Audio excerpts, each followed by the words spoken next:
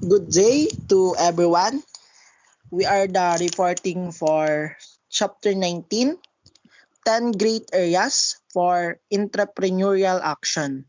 It is presented by Joyce Pitalco, Christian Ramat, and Gena Ramos.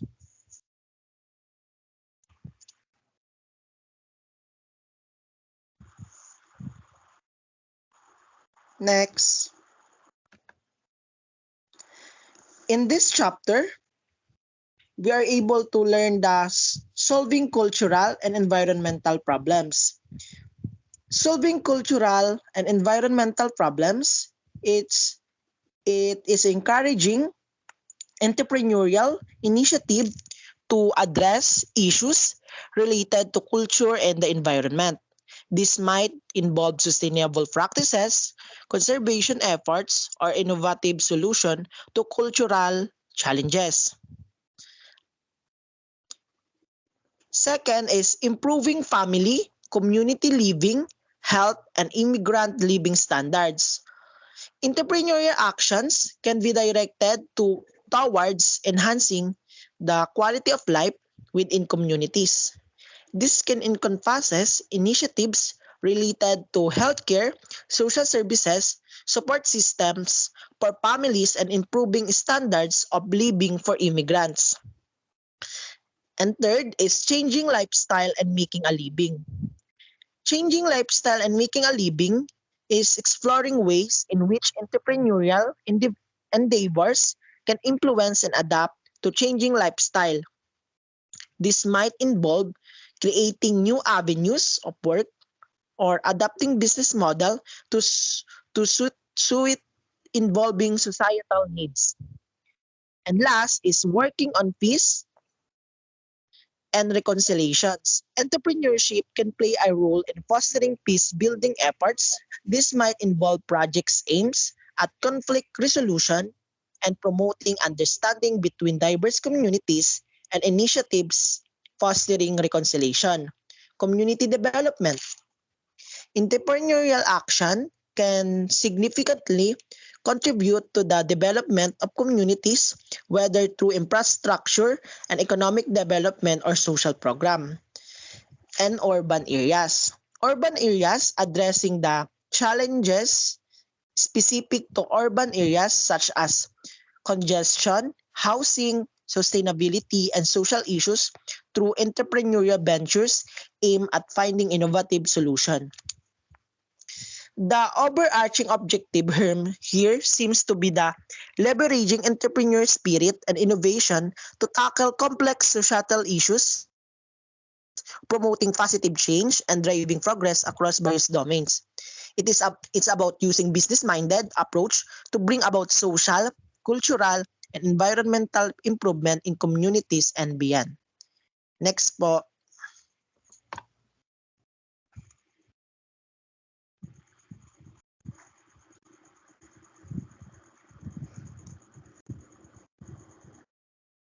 Next.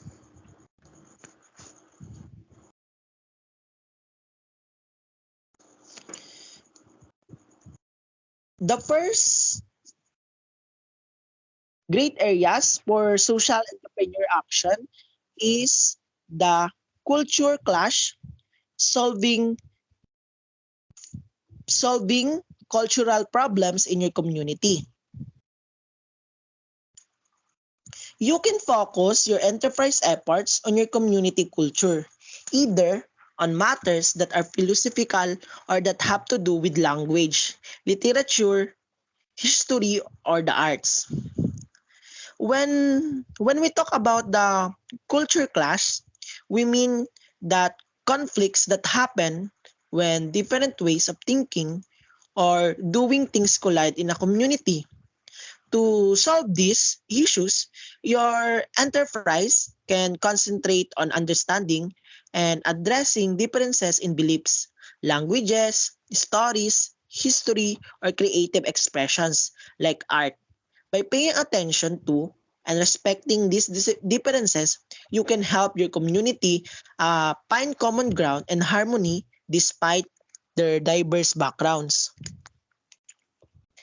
A social enterprise aim at addressing an ethical issue.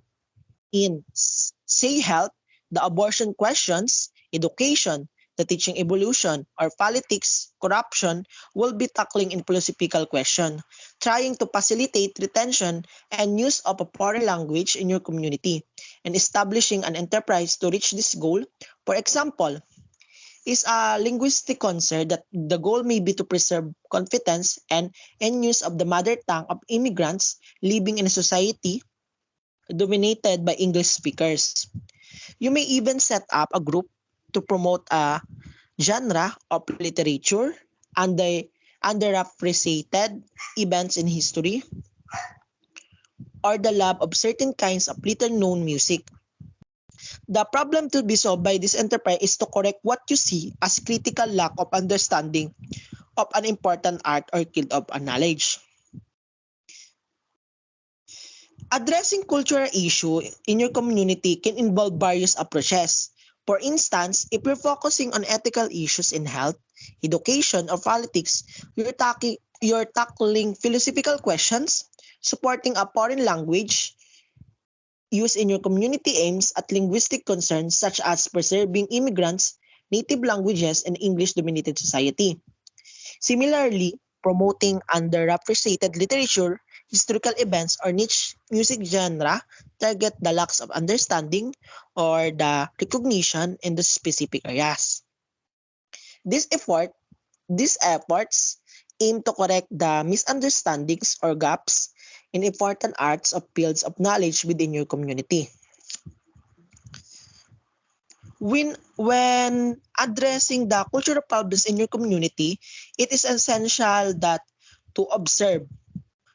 We need to observe the recurring issues, consider unique challenges specific to your local culture that might not have been tackled before. You need to don't be hesitate to think creatively and innovatively. Each community is facing challenges, facing different problems, and there might be a unique challenge waiting for a fresh solution that no one has explored yet through a social enterprise. Next po.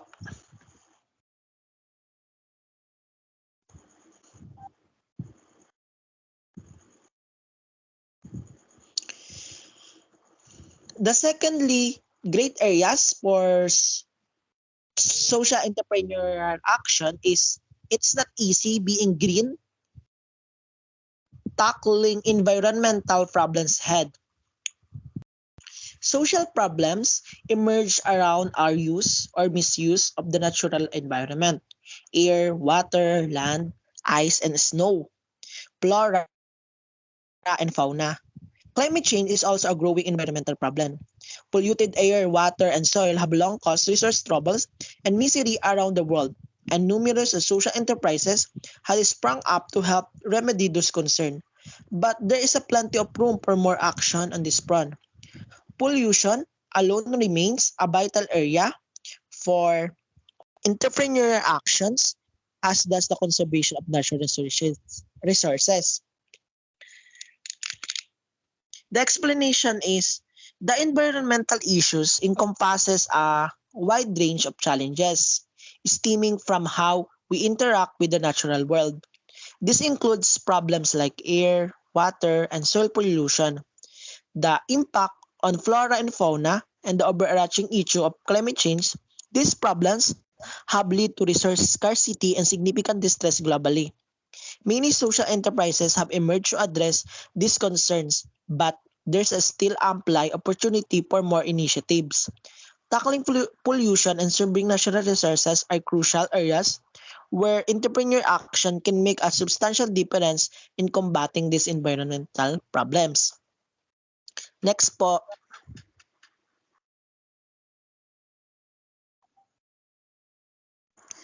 Water conservation, primarily for drinking, cooking, and industrial needs including agriculture, is a growing challenge in many parts of the world. The need to conserve water goes beyond human supplies, extending to the supply available in nature so that animals, plants, and trees may thrive. Even where water is plentiful, drawing it from lakes and rivers and providing it to people, an industry that rely on it is often fraught with problems.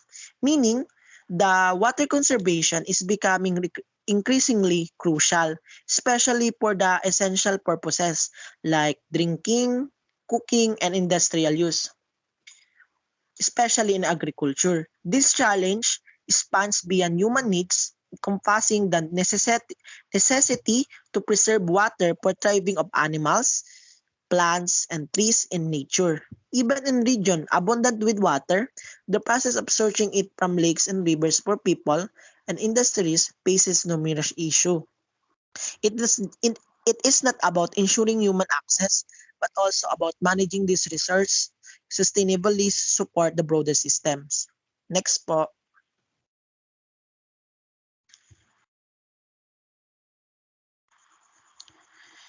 protecting certain flora and fauna is ever more challenging due to the misuse of the environment.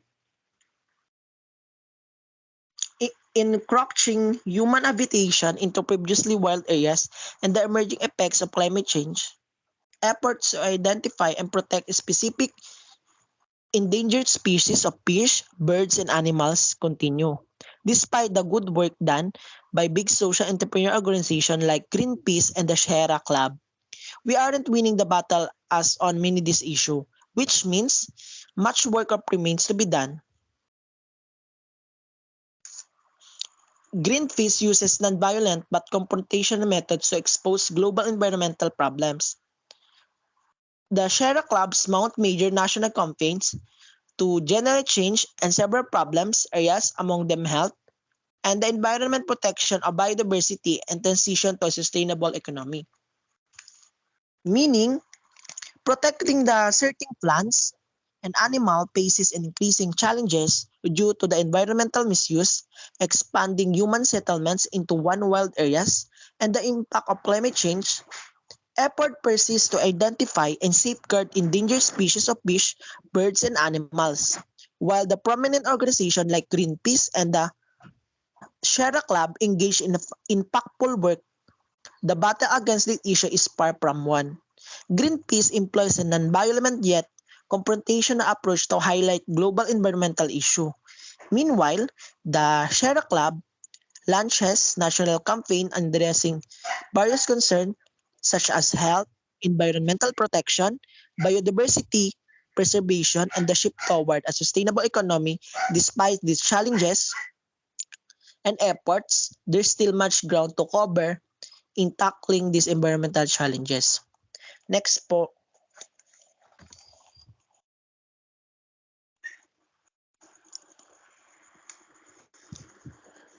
the third one for 10 great areas for social entrepreneurial action is providing the comforts of home, food, clothing, and shelter. Many social enterprises are already work in this area. Some of these biggest one is include Habitat for Humanity. The Habitat for Humanity, which provides housing to families in need, habitat volunteers works alongside the future homeowners to build their new home and turn into their sweetest fit.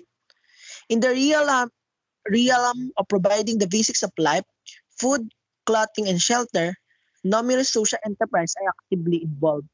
Among these is Habitat for Humanity stands out. This organization focuses on offering housing to families facing hardship. Volunteers collaborate with these families to construct their new homes in exchange for their effort not just on their own home but on others. Future homeowners receive this home at significantly reduced cost. They're still responsible for down payment and monthly mortgage payments to Habitat. The funds collected through this mortgage payment are then used to build house for other families in need and creating a cycle of support and empowerment within communities. Next po,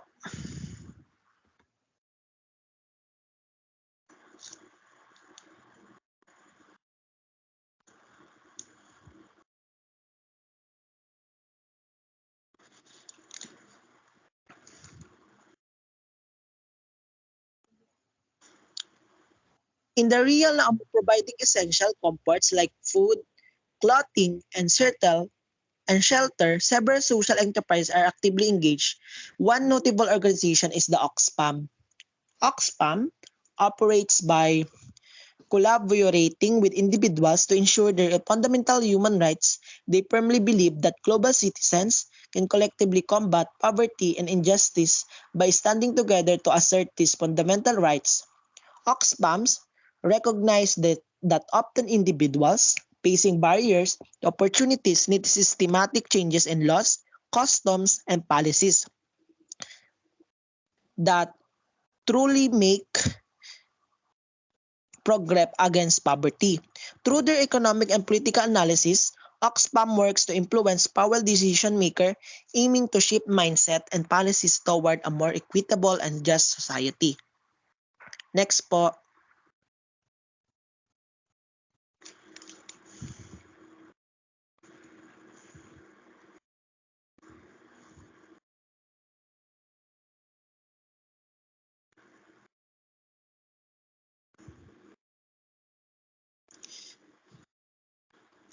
Within the sphere of providing essential like food, clothing, and shelter, various social enterprises are actively involved. One of the prominent entities is the Field in the Salvation Army.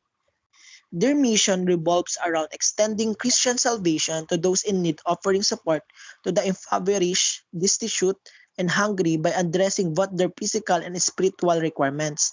The Salvation Army operates with a structured approach that aims to provide religious ministry to all individuals, irrespective of their age, gender, race, or beliefs. While initially focused on alleviating poverty, the Salvation Army had expanded its charitable goals to benefit society and humanity at large, focusing not only on immediate need but also on broader, long-term support. Next po.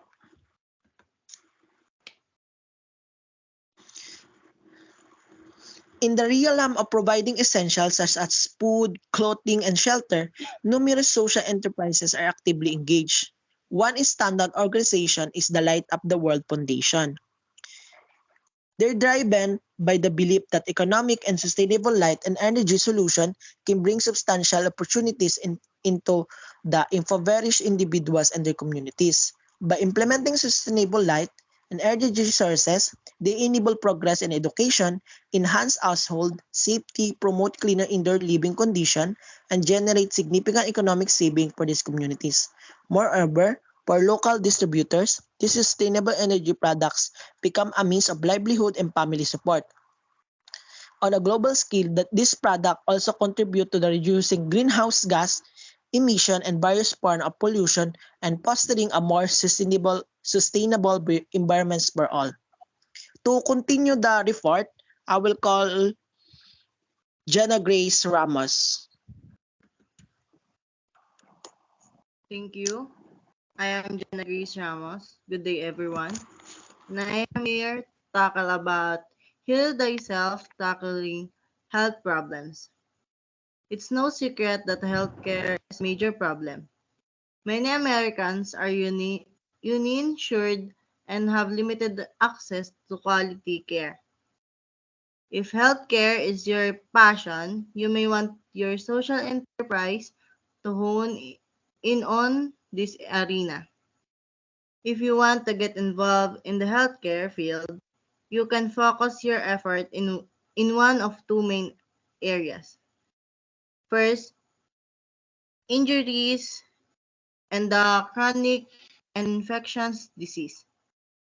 Here you might create an organization that fights cancer, heart disease, malaria, HIV, or various sexual transmitted disease. Numerous social enterprises focus their efforts on this area of healthcare, but there's plenty of work left to go around. Social enterprise can also be established to foster change and solve problems in lesser known fields. You might consider starting an organization to promote medical use of an alternative form of treatment, such as using traditional herbs, vitamin therapy, massage, or even spiritual healing. Or you might work for the betterment of patients' rights, closer physical patient relations, or improvement in the particular community health facility. Second is preventive medicine. Here you would focus on a way to prevent people from getting sick in the first place. This area encompasses such as diverse fields as personal and public sanitation, mental and physical fitness, nutrition, tobacco use, workplace health and safety, or other community health measures. Areas such as quality garbage collection, water quality, and safe in public transit could also be filled under this heading. Mother Against Drunk Driving or MADD, as well as various anti-smoking and anti-fluoridation groups exemplify social enterprise in preventive medicine.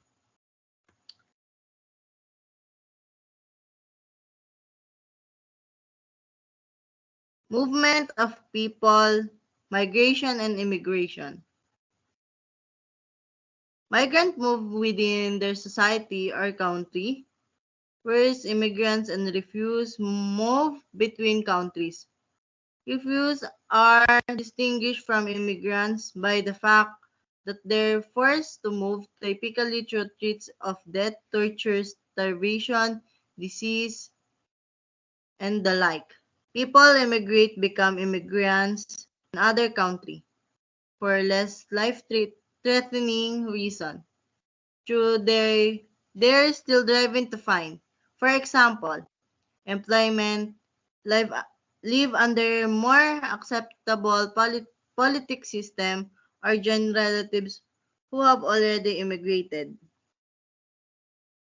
All these folks can use help with whether they can get it. Social enterprise are often established to help immigrants and refugees integrate themselves into their host societies to try alleviate racial and ethical tension that may arise there and in some country to promote multiculturalism as a way to reduce these tensions. Many such as enterprise operates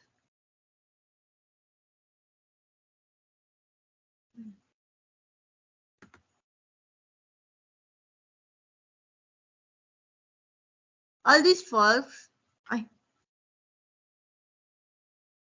promote multiculturalism in a way of reducing this tension. May such enterprise operating locally work direct with the newcomer. The United States is a land of immigrants, many of whom don't always get fair treatment, which means plenty of opportunity is there for social enterprise to target them. Ways of living, addressing lifestyle issues. Social enterprises have sprung up around the problem inherent in a daily of routine living. Many social entrepreneurs hope to solve problems related to race, religion, birth control, consumption, and customer waste. The concerns of age groups such as youth and elderly, and even leisure activities. Many social enterprises have been set up to help youth people with disabilities and the elderly. Some of these groups try to steer their targets toward fulfilling leisure activities appropriate to their age. The next topic is presenting by Joyce and Pitalco. Working for a living, helping folks find work. Work is directly or indirectly vitally important for almost all the world's population. People need work for their livelihood, and if they can't get it, they need social entrepreneurs like you to help provide the goods and services that make their living possible. Often you dealing with the questions of right livelihood. What is just wage and what are the proper working conditions for the employee on the job? Social enterprises often spring up around the need of jobs. Small for-profit enterprises help provide job leads, and social entrepreneurial credit arrangements often help finance these for-profits.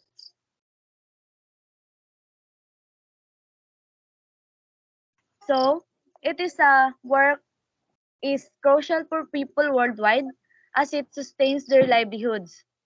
And when individuals face challenges finding employment, social entrepreneurs play a key role by creating ventures that offer goods and services, generating job opportunities.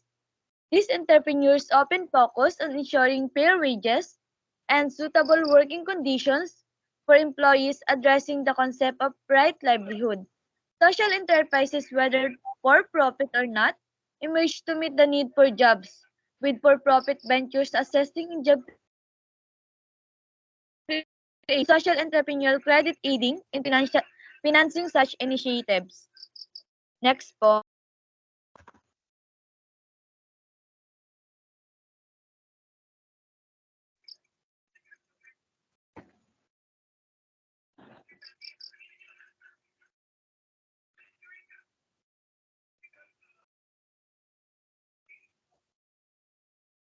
You may be able to help solve problems in the workplace too. For example, work exploitation, workplace health and safety, and worker health and pension plans.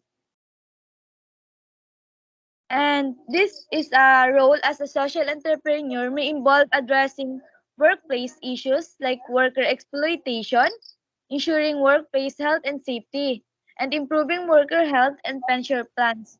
By tackling these problems, you can contribute to creating fair and secure working environments, fostering positive changes within the workplace.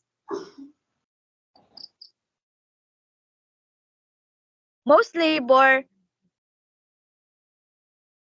unions started as social enterprises bent on solving such problems. And dito naman, it is many labor unions originally began as social enterprises with a mission to address various workplace issues. And their primary goal was to solve problems such as worker exploitation, advocate for the workplace health and safety, and improve worker health and pensions place. Over time, these unions have played a crucial role in advocating for the rights and well-being of workers. Next po.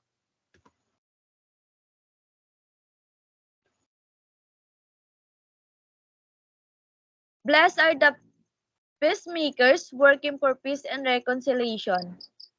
This is our example opportunity for entrepreneurial work intended to prevent or put an end to war, terrorist activity, torture, and the like.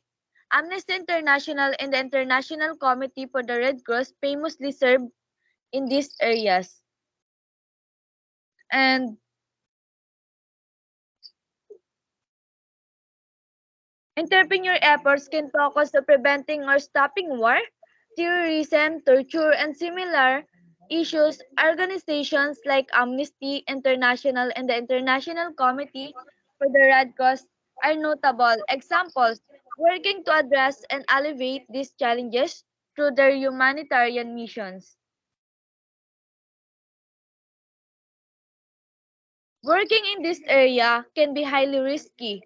Risk is something you have to consider very carefully. Only you can determine what level of potential danger you can comfortable with. It is engaging carries significant risks that require carefully consideration. The level of danger is a personal decision and it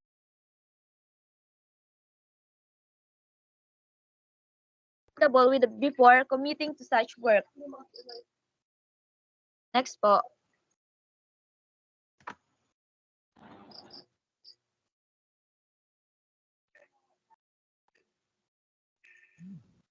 Back to school, education, and personal and community development.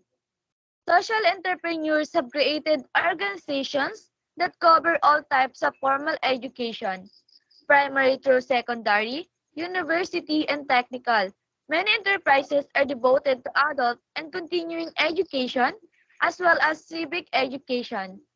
Some organizations even teach people how to be good citizens. Um, it is a social entrepreneurs establish various organizations to address a broad spectrum of education, spanning from primary, secondary to university and technical education, and they also focus on adult, continuing and civic education, with some initiatives dedicated to instilling good citizenship skills in developed individuals. Social enterprise may focus on less formal personal development as it relates to community development. It is in short, social enterprises can center their efforts on informal personal development activities that contribute to community growth and well-being. Next po.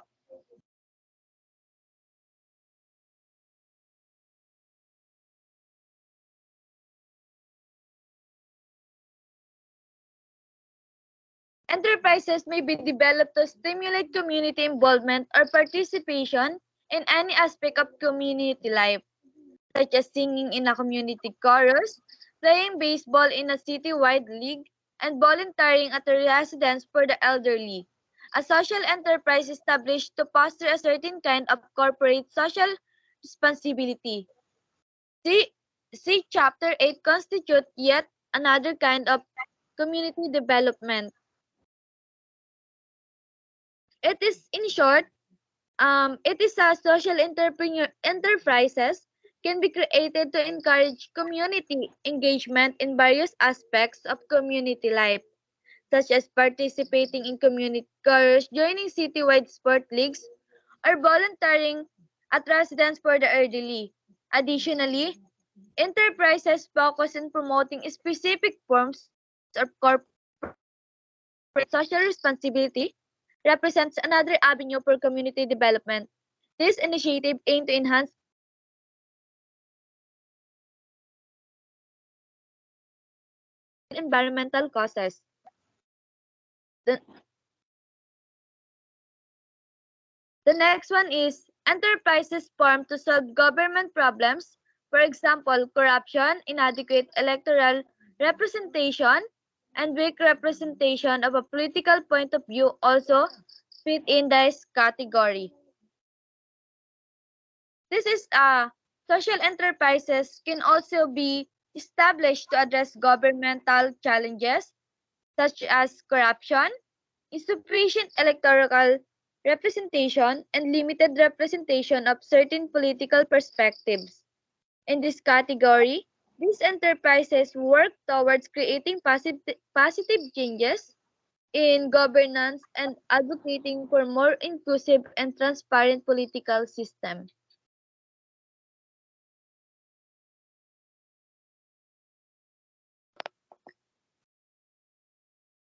Next, reporting.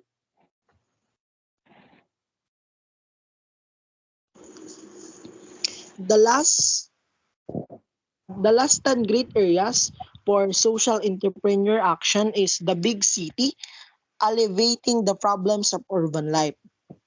Cities generate a variety of problems that often in turn give rise to social entrepreneurships. Groups have been formed to reduce theft or violence, such as Black Watch, programs and organizations such as Guardian Angels, which enlist unalarmed volunteers to patrol neighborhoods, to build new urban housing or reduce existing housing density, and even to foster a greater sense of community in cities so that people know their neighbors and look for out for another instead of being indifferent. Meaning,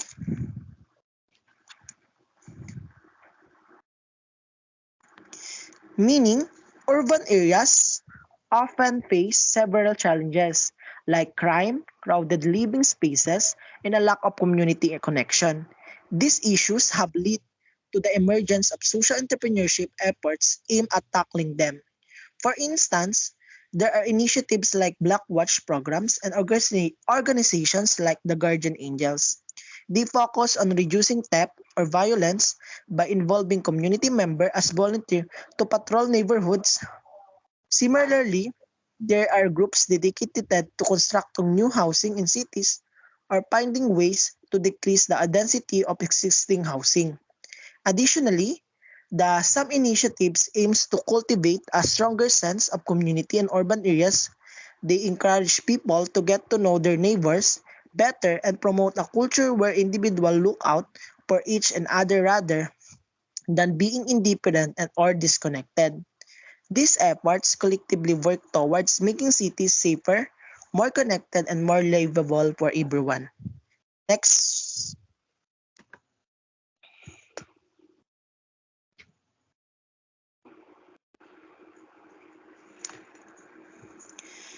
Public transit has its own set of problems, including violence, robbery, lack of hygiene and cleanliness, and scheduling which are capable of generating entrepreneurial actions. Other urban services that operate in the spheres of health, recycling, trash collection,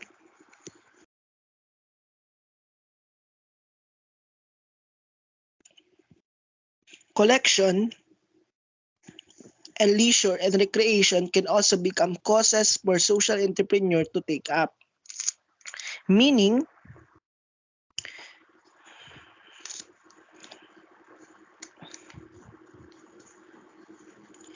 urban areas often grapple with issues related to public transits, such as safety concerns like violence and robbery, cleanliness problems, and unreliable schedules. These challenges can spark entrepreneurial initiatives aimed at addressing them. Social entrepreneur might focus on improving safety measures within public transit system, finding solutions to maintain cleanliness and hygiene, or even working on better scheduling to enhance efficiency and convenience for commuters. Additionally, beyond public transit, there are other urban services like healthcare, recycling waste management, and leisure activities that also present opportunities for social entrepreneurs to step in. They might create initiatives to improve healthcare accessibility, innovate in recycling methods, enhance trash collection system, or develop recreation activities that benefits the community. In essence, the challenges within public transits and other urban services often inspire entrepreneurial endeavors aimed at making this aspect of city life safer, cleaner, and more efficient for residents. And that's all for our report. And thank you and God bless to everyone.